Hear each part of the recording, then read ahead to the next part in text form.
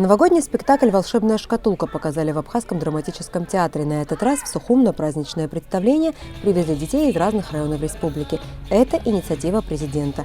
Детей после спектакля поздравил с Новым годом вице-президент Бадра Гунба.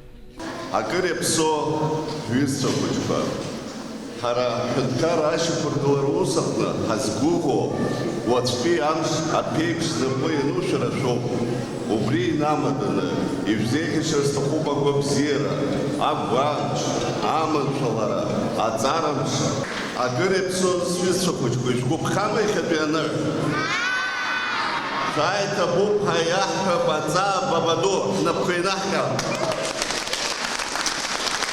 В основе сюжета «Волшебной шкатулки» лежит история маленького ежика, который с нетерпением ждет волшебного Нового года. Он готовится встретить праздник в кругу друзей и красавицы Снегурочки, но неожиданно пропадает волшебная шкатулка, без которой праздник невозможен. Не будет ни Деда Мороза с подарками, ни праздничной елки.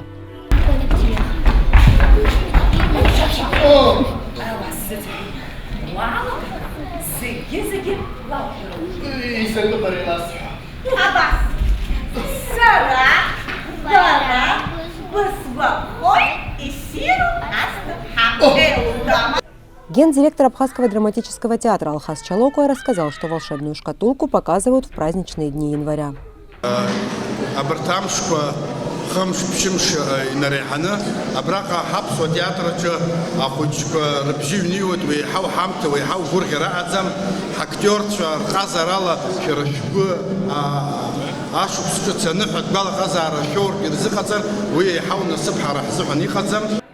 С поздравительным словом к маленьким зрителям обратился также министр культуры Даур Кове.